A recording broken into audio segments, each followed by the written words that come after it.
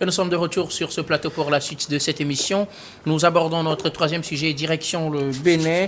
Les démocrates portent Boni Yayi à la tête du parti. Alors, au Bénin, Thomas Boni Yayi, l'ancien chef de l'État béninois, prend les rênes de son parti, les démocrates, à l'issue du premier congrès ordinaire tenu ce samedi. Premier congrès donc tenu samedi à Parakou, un peu plus au nord de Cotonou. Le parti d'opposition vise déjà les élections générales de 2026. Mais sa désignation est intervenue après de longues et difficiles discussions. Yayi Boni était en discussion. Il y avait deux camps, disons, avec celui d'Éric Goundété et celui de Yayi Boni. Éric Goundété, dans le cas, voudrait qu'il soit reconduit à la tête du parti Les Démocrates. Voilà d'autres qui estiment que Yayi Boni serait mieux placé à ce poste. Heureusement, il n'y a pas eu d'élection et par consensus finalement, Yayi Boni président, Éric Goundété vice-président, un comité élargi avec de nouvelles têtes. Yayi Boni, l'ancien président, revient à la tête du parti d'opposition Les Démocrates Credo. Yayi Boni, c'est un ambitieux, un pénitent. Yayi Boni, c'est quelqu'un qui a un mal de sensations assez fortes. Yayi Boni ne s'entend pas revivre l'histoire du Bénin, l'histoire politique du Bénin sans sa personne. Et donc, c'est là où il y a l'ego surdimensionné de l'homme. De président d'honneur, il a accepté redevenir un simple président et faire du président qui a fait le gros du travail, faire de lui subitement. Donc, on nous dit par consensus, il redevient aussi son vice-président. Donc, je dirais, est-ce que les gens en politique ont réellement des ambitions?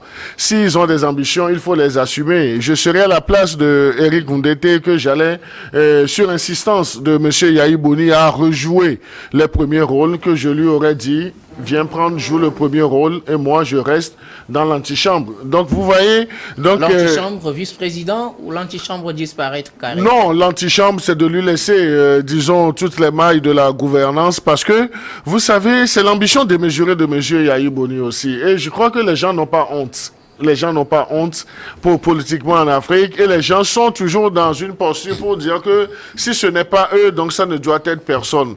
Et je crois que depuis 2020, Yayi Boni n'a pas caché ses intentions de reprendre, disons, le directoire de ce parti. Et Yayi Boni, aujourd'hui, s'il y a des gens qui sont en prison, mais moi je dis, il y a une part de responsabilité également du président Yayi Boni dans cette affaire. Yayi Boni aurait jouer convenablement son rôle d'ancien président que des gens ne seraient pas aujourd'hui en prison, ne seraient plus aujourd'hui en prison dans les liens de la détention.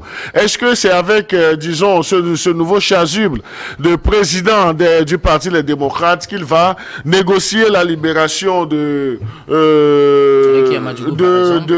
Rekia Madjougou, par exemple, parce que c'est lui-même qui a mis Rekia Madjougou dans le pétrin.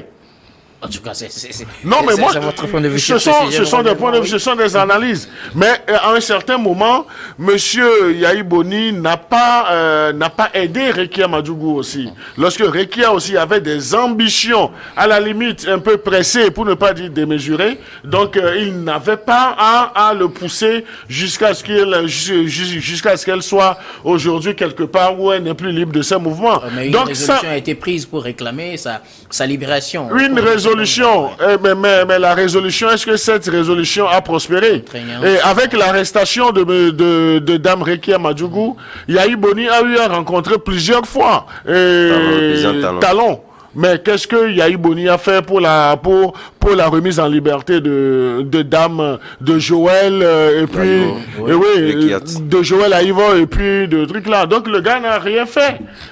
Potentiellement, le gars n'a rien fait. Le gars est parti parler de sa personne. Comme c'est quelqu'un qui aime le culte de la personnalité, c'est moi qui joue les premiers rôles. Donc vous voyez, en politique, c'est vrai, c'est un sale boulot, mais les gens n'ont que leur ego à mettre devant. Donc moi je dis, si M. Yayi Boni même avait une certaine conscience politique, je crois qu'il ne viendrait pas. Mais c'est vrai que dans les prochaines semaines, dans les prochaines heures, donc l'on va nous peindre un tableau comme quoi ce sont les populations, les militants, la base qui l'aurait réclamé. Mais M. Yahi Boni veut revenir. M. Yahi Boni ne se voit pas totalement dans la posture d'ancien président du Bénin, rien qu'à jouer le rôle comme Nicéphore Sogua, se prononcer périodiquement sur des sujets d'actualité nationale. Mais c'est quelqu'un, si on me dit aujourd'hui, quatre sur table, que le monsieur aurait encore cette ambition de revenir après Patrice Talon, je ne dirais pas non.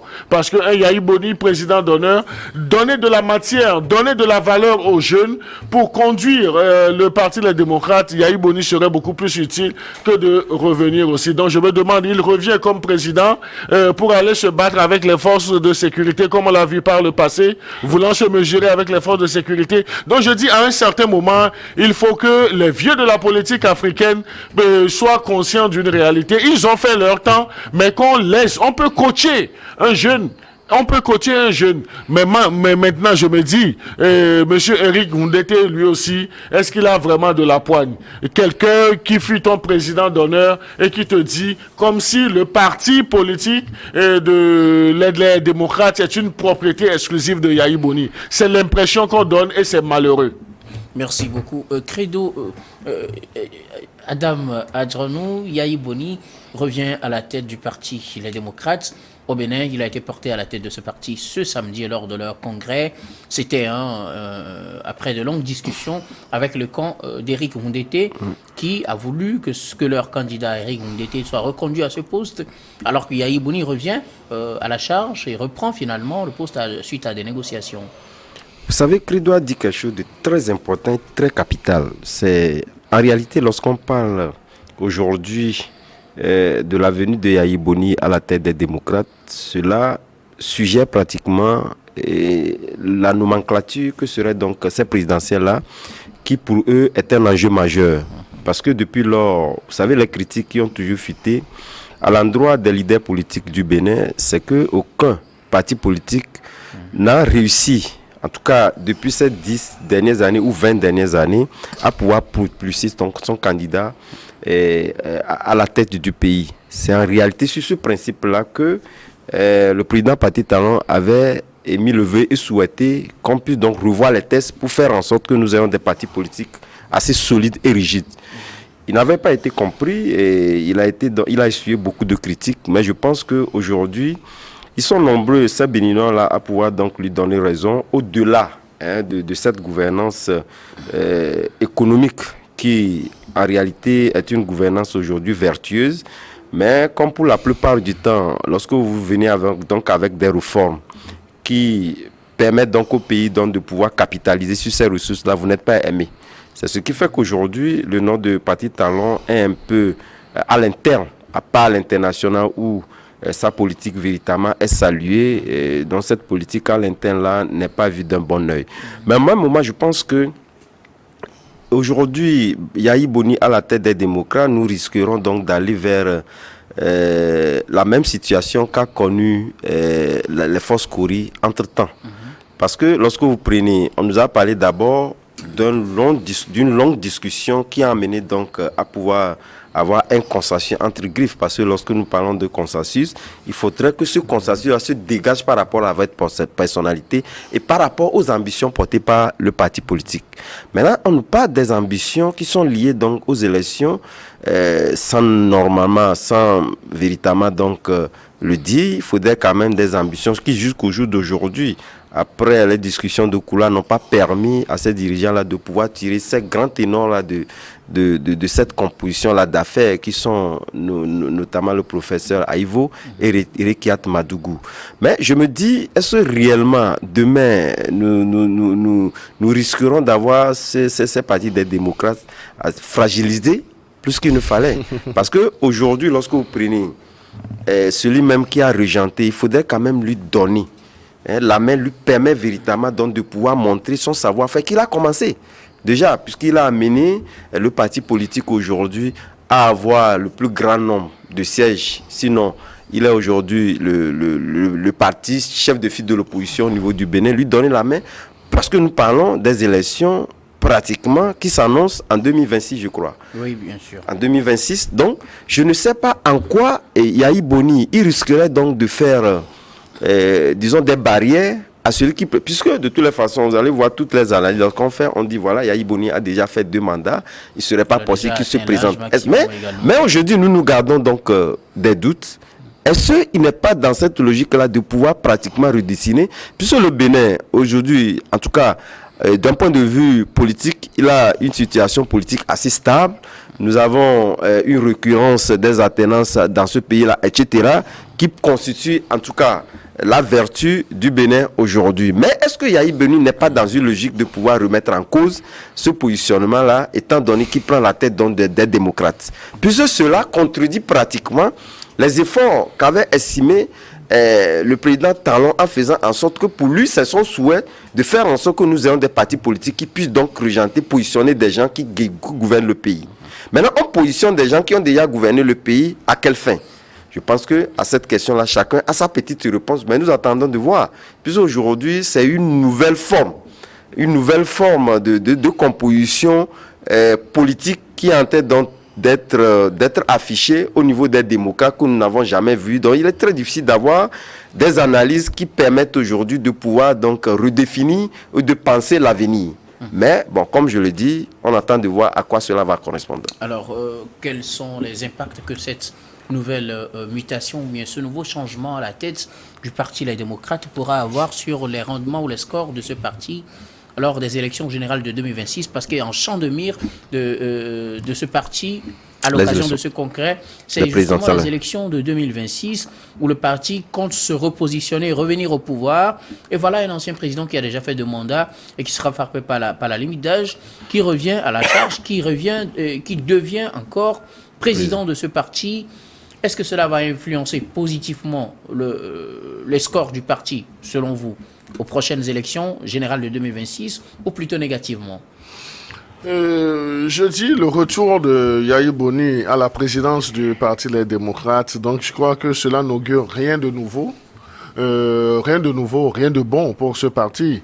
Vous avez vu, il y avait 2 camps. Donc, ceux qui ont manœuvré pour que Monsieur Eric Moundete ne quitte pas la présidence, qu'il ait encore un autre mandat, et les contingences qui sont arrivées d'ailleurs pour le fragiliser. Moi, j'estime il faut dessiner une carte. Je ne serais pas surpris que des dissensions s'affichent dans les prochaines semaines, dans les prochains mois au sein de ce parti. Vous pensez que ce retour pourra occasionner des dissensions? Oui, justement, ça peut arriver. C'est ce que je suis en train de dire. Donc, ça va. Est-ce que M. Eric Moundete l'a pris sportivement ou bien il a été contraint à accepter une situation? Et il faut également voir le passé politique de M. Yahi Boni. Donc, c'est quelqu'un qui est en quelque sorte un dictateur dans l'âme. Donc, je veux ça. Donc, je fais tout pour l'avoir. Donc, vous devez vous mettre à ma botte. Et son parcours politique aussi n'a pas été des plus reluisants.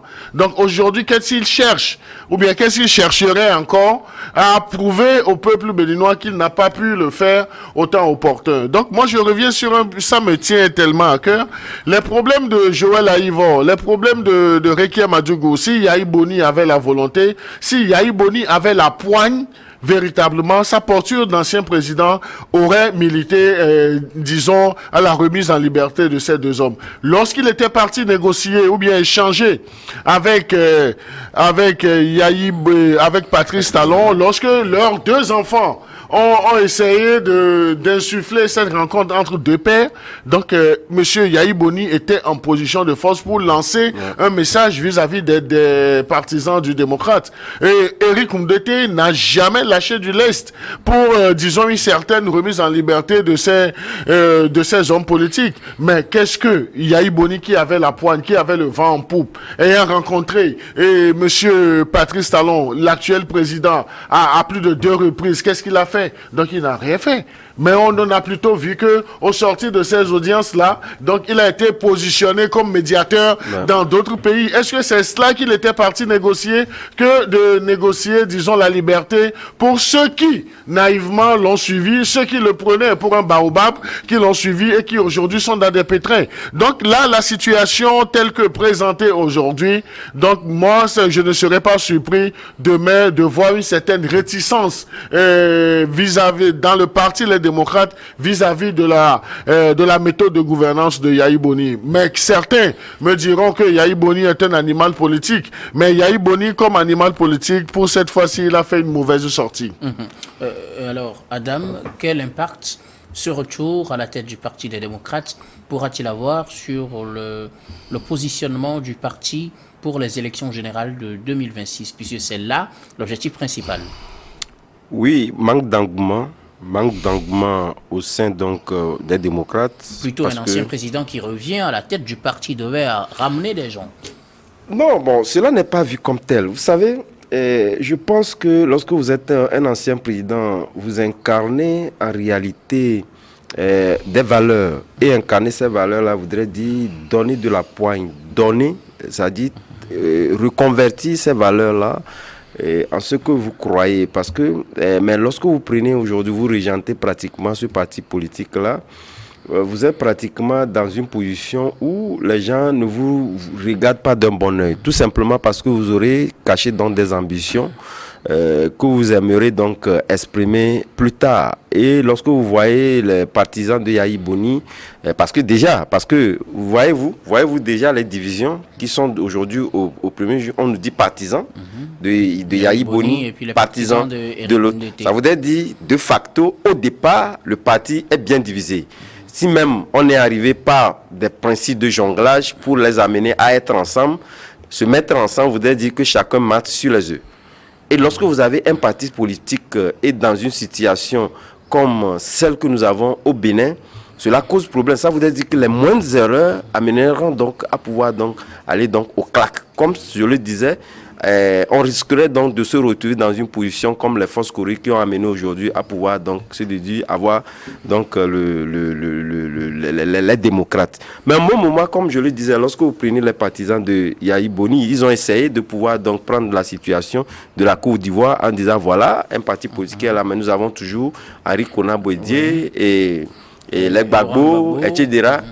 Donc on compare ces deux choses. Mais oublions qu'en les comparant, ces gens-là, ces personnalités-là, ont toujours participé aux élections. Voyez-vous, est-ce que ce serait le cas pour le Bénin? Personne ne sait. Donc chacun est aujourd'hui sur le qui-vive, attendant qu'est-ce que ce monsieur-là veut bien vouloir jouer. Si lui-même a accepté, c'est tout comme le cas, on l'a vu ici, souvenez-vous, avec le cas Agboibo et le cas Apédo. Apévon, voilà, Apévon. Et vous avez vu ce que ça a donné. Ce ne serait pas autre chose que ce que les démocrates aujourd'hui sont en train d'afficher. Parce que vous ne pouvez pas faire les mêmes choses et attendre des résultats différents. Merci. Parce qu'aujourd'hui, c'est clair et net que les partis démocrates ne résisteront pas à l'environnement politique tel que dessiné au Bénin. Merci beaucoup à vous. Nous allons marquer une dernière pause, puis on reviendra pour la dernière partie de cette émission qui sera consacrée au Togo.